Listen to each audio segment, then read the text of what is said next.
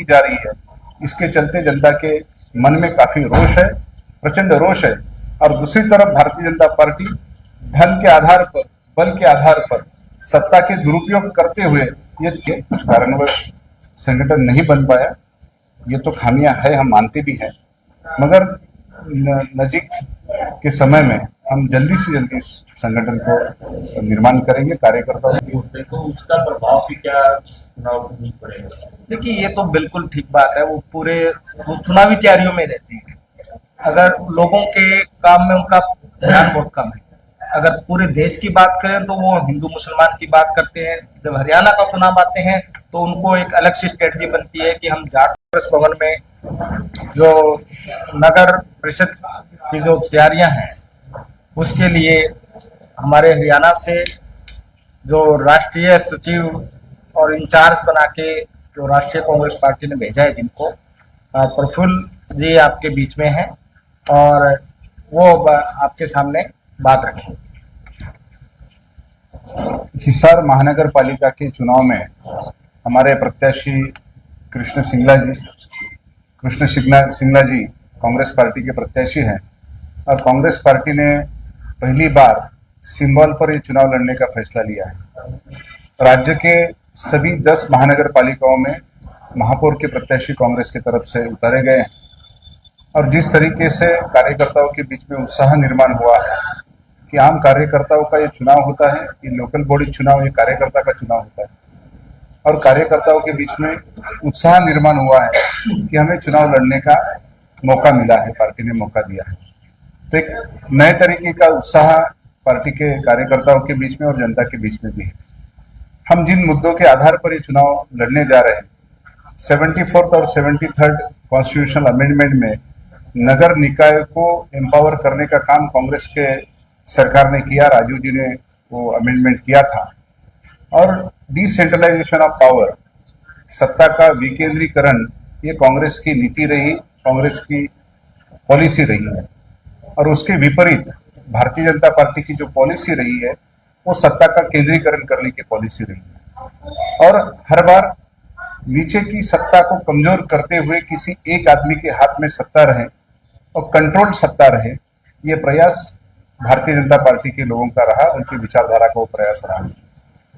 दूसरी तरफ आप राज्य के कई राज्यों में देखेंगे कि नगर निकाय के चुनाव 2 साल 3 साल और हमारे महाराष्ट्र में तो 6-6 साल से चुनाव नहीं हो रहे। किसी ना किसी बहाने न्यायालय का उपयोग करते हुए ये चुनाव को प्रलंबित करना और ये संस्थाओं को कमजोर करने का काम भारतीय जनता पार्टी की सरकार कर रही है, जिसके खिलाफ एक जन आंदोलन और जन संघर्ष की आवश्यकता है।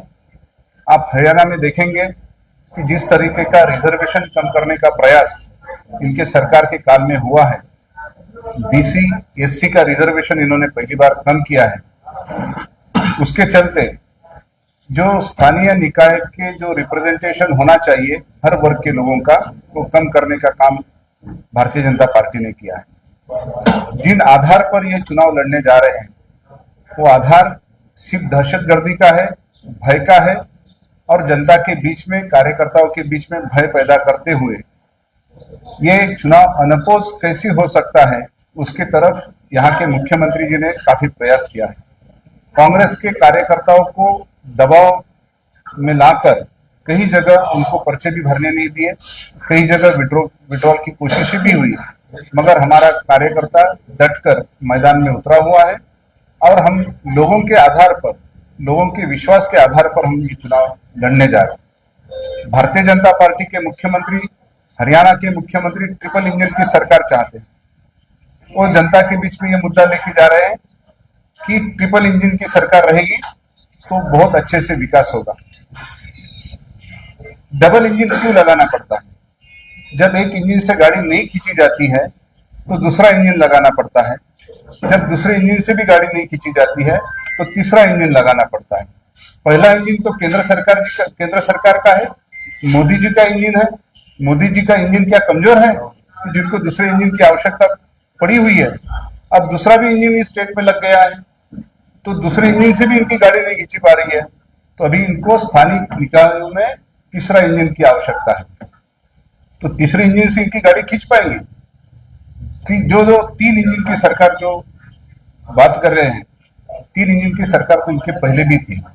मगर आप इस शहर का हाल देखेंगे कि मैं कल जब शहर में एंट्री कर रहा था तो पूरे रास्ते उखड़े हुए थे। नागरिक सुविधाओं का काफी अभाव है। गरीब बस्तियों में आज भी मूलभूत सुविधाएं मुहैया नहीं की जा रही है। इसके चलते जनता के मन में काफी रोष है, प्रचंड रोष है।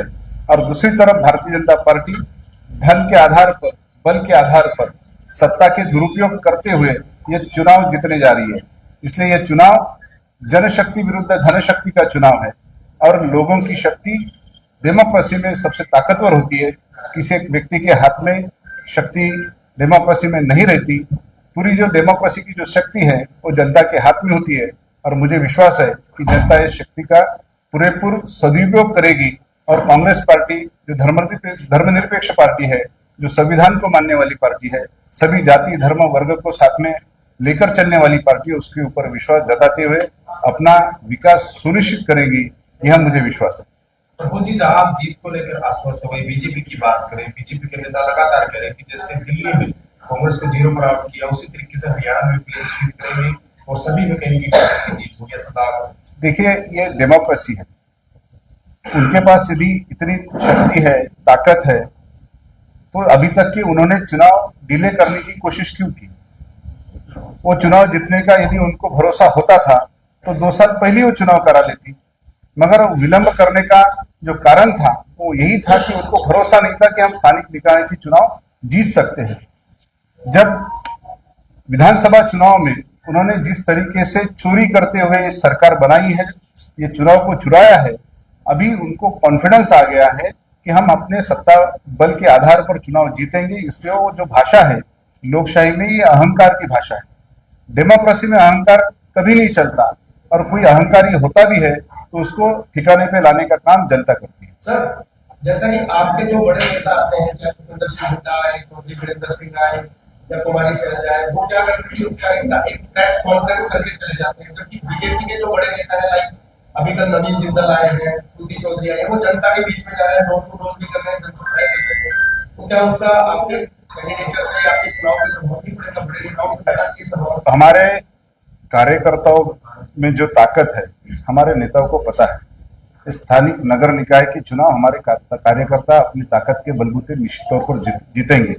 भारतीय जनता पार्टी को अपने कार्यकर्ताओं पर भरोसा नहीं है कि अपने कार्यकर्ताओं के आधार पर ही चुनाव जीतेंगे, इसलिए उनको खुद यहाँ पर आना पड़ रहा है। तो हरियाणा के प्रभारी बनाए गए, हरियाणा की जो पृष्ठभूमि है, राजनीतिक पृष्ठभूमि है, उसको कैसे? देखिए, मैं अगस्त में प्रभारी बना हूँ। उसके बाद इमीडिएट यहाँ का चुनाव था। मैं नया मुझे समय उतना नहीं मिला। उसके बाद मेरा खुद का चुनाव महाराष्ट्र में था। मैं भी वहाँ का असेंबली चुनाव लड़ा, तो 1-1.5 महीना तो मेरा उधर चला गया। और वहाँ से आने के बाद एकदम से निकाय के चुनाव लग गए, तो पूरी तरीके से अभी तक पूरे हरियाणा का मेरा दौरा नहीं हुआ। ये चुनाव खत्म होते ही हर जिले में हम जाके संगठन निर्माण करने का काम निश्चित तौर पर होगा। हरियाणा के सीएम बार-बार ये आरोप लगाते रहते हैं कि कांग्रेस प्रदेश के अंदर गुटों में बटी हुई है, ना वो लीडर ऑफ ऑपोजिशन बना पाए हैं, ना प्रदेशाध्यक्ष बना पाए, बादल ला रहे हैं। खुद ये तो मेरे ख्याल से तो शायद यही नियम होता है हर एक पार्टी के अंदर के, जैसे खुद अध्यक्ष चुनाव आ गए, उनके नेतृत्व में चुनाव आ गए, इस्तीफा दे देना चाहिए। मुख्यमंत्री जी को मेरी सलाह है कि वो अपनी पार्टी के भीतर की गुटबाजी को देखे, अनिल विज की तरफ उन्होंने ज्यादा ख्याल करें। और हमारे पार्टी के अंदर की गुटबाजी हम निश्चित तौर पर हम संभालेंगे। हमारी पार्टी हमको संभालना है।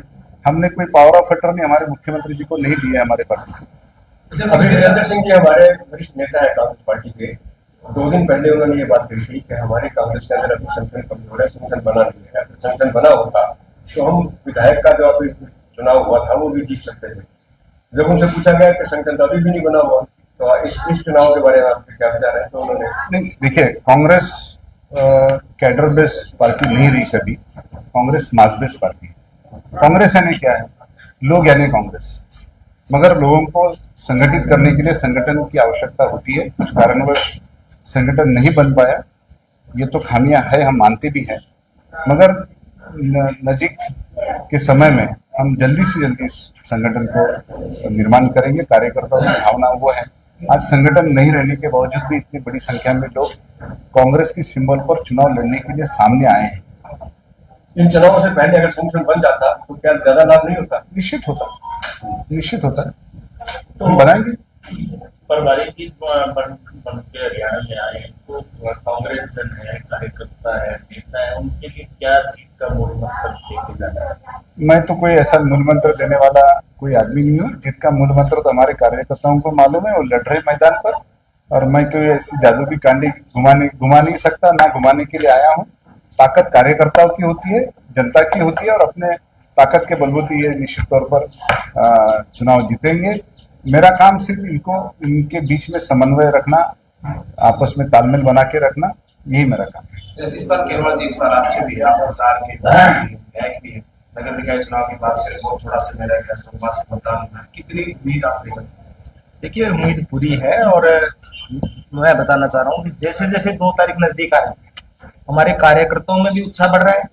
और जो जमीनी स्तर पे मैं आपको बता रहा हूँ कि ठीक है कि तुरंत विधानसभा चुनाव के बाद इन्होंने मौका देखा कि अभी वक्त है हमारे पास, अभी चुनाव कराया जाए, परंतु उनको ये मुंह की खानी पड़ी। नीचे नीचे चुनाव अभी जो उठाव हुआ है पूरे प्रदेश के अंदर, मैं आपको बताऊं, सिर्फ हिसार ही नहीं, सिरसा, सोनीपत, करनाल, तमाम जगह से जो हमारे पास खबरें आ रही है कि अब कांग्रेस पार्टी का चुनाव एक बार फिर उठा है। लोगों में इस बात का मलाल है कि हमारी ऊपर सरकार नहीं आई, परंतु हमने छोटी सरकार है उसको बनाना है। अच्छा, पूर्व मंत्री कमल गुप्ता ने सावित्री जिंदल को जो बाकी करार दिया, उनका कहना है कि जो सावित्री जिंदल है वो बाकी है, और भी बहुत सारे ऐसे नेता है जिन्होंने चुनाव लड़ा था बीजेपी से बाहर निकलकर, तो कितना फायदा कांग्रेस इसमें तलाश रही है, क्योंकि इस बयान की चर्चा बहुत चल रही चुनाव में। देखिए, हमें वो क्या बोलते हैं हम उन पे डिपेंड नहीं है, हमारा कार्यकर्ता उन पे डिपेंड नहीं है। हाँ ठीक है, एक सावित्री जिंदल जी यहाँ से आजाद उम्मीदवार के रूप से जीते और जिन्होंने बीजेपी को समर्थन दिया, आज उनके जो उम्मीदवार हैं उन्हीं को मैं कह रहा हूं कि अभद्र भाषाएं बोल रहे हैं। अब यहाँ की जनता ने तय करना है कि ऐसी अहंकारी पार्टी के साथ क्या करना है। जो उनको समर्थन दे रहा है उसके भी खिलाफ है, और जो उनके साथ है वो उनके भी खिलाफ है। जिस जनता ने उनको बनाया है उनको भी ये रोकती जा रही है, उनकी कोई सुनवाई नहीं है। जैसे अनिल विज जी ने कहा कि जो पिछले 100 दिन का कार्यकाल है वो मुख्यमंत्री जी का उड़न खटोले वाला काल है। अब जब उनके मंत्री ये बोल रहे हैं तो आप कहाँ उम्मीद लगाओगे कि ये हरियाणा का भला करने वाले हैं। कैरोवाला जी, भाजपा का कहना है कि वो पूरा साल जो है चुनावी मूड में रहती है, चुनाव की तैयारी में रहते हैं, और यहाँ पे जो टिकट देने में लेट होते हैं या होते हैं तो उसका प्रभाव भी क्या इस चुनाव को नहीं पड़ेगा? देखिए, ये तो बिल्कुल ठीक बात है। वो चुनावी तैयारियों में रहते हैं। अगर लोगों के काम में उनका ध्यान बहुत कम है। अगर पूरे देश की बात करें तो वो हिंदू मुसलमान की बात करते हैं। जब हरियाणा का चुनाव आते हैं तो उनको एक अलग सी स्ट्रेटजी बनती है कि हम जाट नॉन जाट का चुनाव बनाए, नीचे है वो किस प्रकार से अमीर गरीब का चुनाव बनाए। हर जगह उनका फंडा तय है, वो चुनावी मूड में रहते हैं। ये वो बात ठीक कहते हैं, परंतु उनको चाहिए कि जनता ने उनको जनमत दिया है, आप जनता के काम कीजिए और चुनाव जनता लड़ेगी। ऐसा नहीं हो रहा। चुनाव आज भी मुख्यमंत्री से लेके पूरी कैबिनेट से लेके उनके सेंट्रल मिनिस्टर से लेके आप देखोगे सारे नगर निकाय के चुनाव में पार्षद के लिए भी वोट मांगना पड़ रहा है। अगर उनके काम किए हुए होते हैं तो उनको तो पॉलिसीज पे ध्यान देना चाहिए, ऊपर काम करना चाहिए। नीचे हमारे प्रभारी जी ने ठीक कहा, ये चुनाव कार्यकर्ताओं का चुनाव है, उनको लड़ने भी देना चाहिए, इंडिपेंडेंटता उनमें दिखाई देनी चाहिए, आजादी दिखाई देनी चाहिए। ये शाम दाम दंड भेद अपनी ताकत से तानाशाही से नीचे लोगों को दबाकर ये चुनाव जीतना चाहते हैं। आज आपके प्रभारी आए हैं, कल जो है बीजेपी के प्रभारी आए उन्होंने एक संकल्प पत्र हिसार में जारी किया। उनका कहना है कि हिसार की जनता को विकास के नाम पर वोट देगी, वो कहेंगे जीत का वो दावा करके। देखिए, मैं तो कह रहा हूँ कि वो दावा कर रहे हैं। ये दावा इस प्रकार से अब हमने हरियाणा की जनता पे छोड़ा है कि आपने छोटी सरकार बनानी है, आपने देखना है कि क्या करना है। वो कहते हैं कि हम बनाएंगे, इसमें उनका अहंकार झलक रहा है। और वो मैंने यही तो कहा है कि ये शाम दाम दंड भेद और दबाव से ये चुनाव जीतना चाहते हैं और लोगों में एक बात कहते हैं, ये नहीं कहते कि हमने काम किया है, वो ये कह रहे हैं कि हमारी सरकार है इसलिए हमें वोट दीजिए।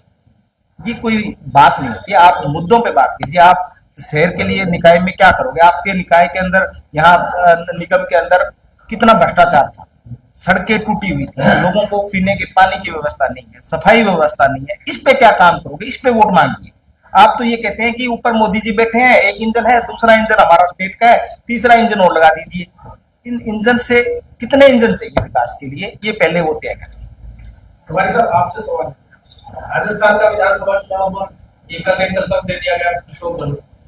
हरियाणा में विधानसभा चुनाव हुआ, भूपेंद्र सिंह हुड्डा को हैट्रिक दे दी गई।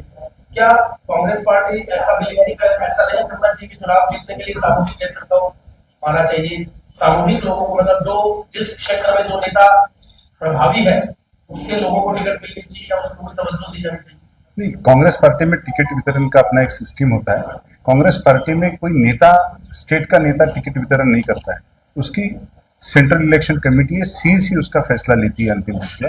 जो नाम शॉर्टलिस्ट होके आते हैं स्टेट के तरफ से, उसमें हमारे स्टेट के ऑब्जर्वर, इंचार्ज जनरल सेक्रेटरी और पीसीसी प्रेसिडेंट, सीएलपी लीडर्स और सीनियर लीडर से मशवरा करने के बाद वो नाम जाते हैं सीईसी में और सीईसी में फैसला होता है।